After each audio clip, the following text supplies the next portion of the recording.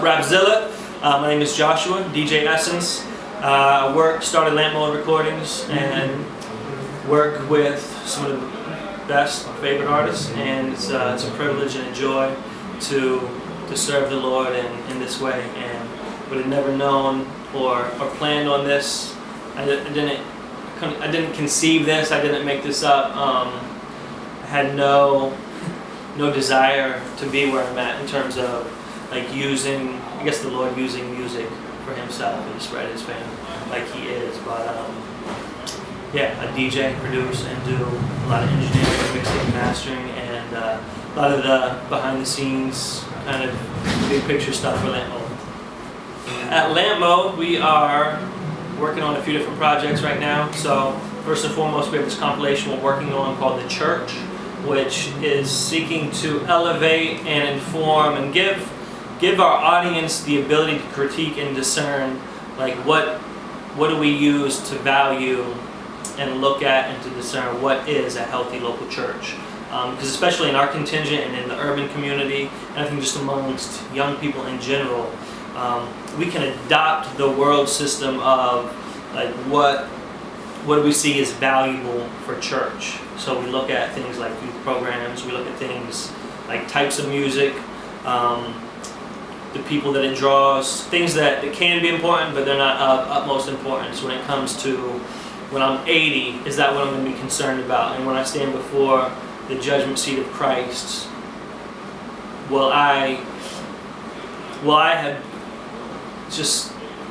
not regret the decisions I made to commit myself to a local body based on things that God values or based on things that our world and our culture values? So just see that even in our own lives, that we've had just low filters. So the things we've read and come into contact with, particularly resources and an organization called 9 Marks, which is run by Mark Dever out of Washington, D.C., Capitol Hill Baptist. He's a pastor, author. He wrote a book that I would recommend called What's a Healthy Church Member?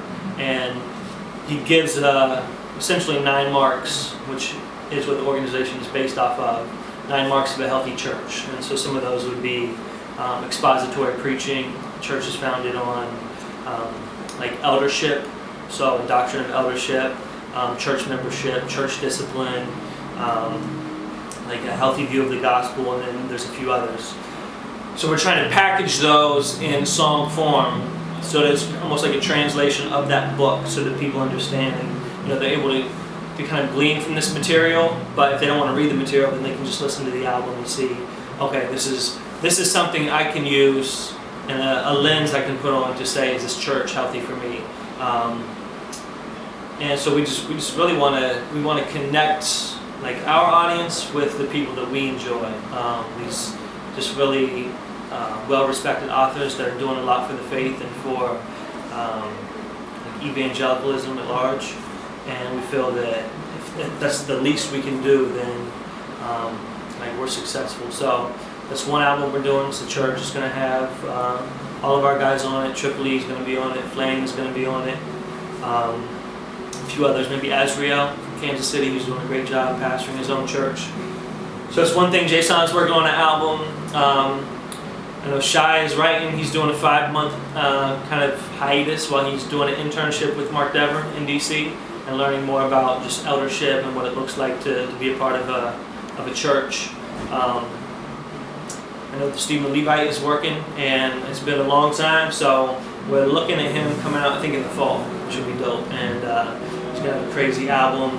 And we're trying to get into worship music too, because we see a disconnect between like the lyrics we enjoy and then the musical style and preferences. So it feels like anytime we listen to worship music, we have to die to the side of us that hungers for a certain style of music. So just as we get older and we look at the shelf life that hip hop has, and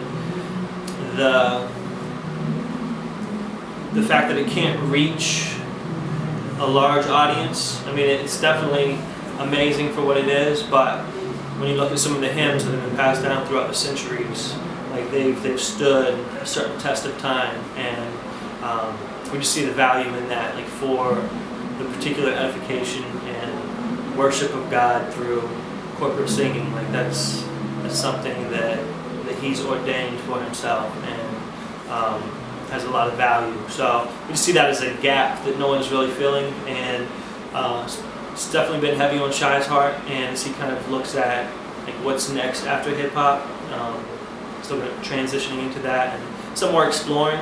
So pray for us and keep that in mind as we try and like evaluate what will it look like to bridge this gap between like worship music and kind of like an urban context, kind of bring those two things together. Like, man, the biggest thing I can stress is to be a part of a local church, a healthy local church. I think it's something that we in our community have slept on and have really minimized the importance of. But it says in Ephesians that like God has made His manifold wisdom known through the church, and like when you think about it, it's amazing. Like that God chose to make His wisdom known through the local church, and the impact and the influence it has, and the witness it's supposed to be to the world. Like it's supposed to be a picture of the gospel and the effects and the power of the gospel, which is the power of God to save. So I think in our culture it's just so, we're so transient that we can be we want to be everywhere at once, and we don't feel we don't feel like we need to be a part of a particular community, because we can go over here, we can get this, we can go to this church and get this. We have friends of fellowship over here, so we kind of just dibble and dabble when it comes to the church. But one of the things Mark Dever said that we're using for this album is he said a really bold statement. He said, if you're not a part of the local church, you might not be saved. And like that needs qualified, because it's a really bold statement. But the idea is that the local church kind of confirms the fact that God has done a work in your life by causing you and giving you the ability to die to yourself and to serve others, and to do it in a context where you're held accountable, you're a member of something, and you serve in a way that isn't glamorous. Like there's no applause when you show up at church 7 o'clock Sunday morning and do what you're laying your life down to do. But like God moves in that, and that's His grace to give us hearts to want to die for a local church. So being a part of a local church confirms that He has done something, and it also spurs us on to good works. It's like we need the body. So it's like how can we consider ourselves to be a part of the body if we're not attached to the body? But through the local church, we're attached to the body, which is attached to Christ, which is the head of the church.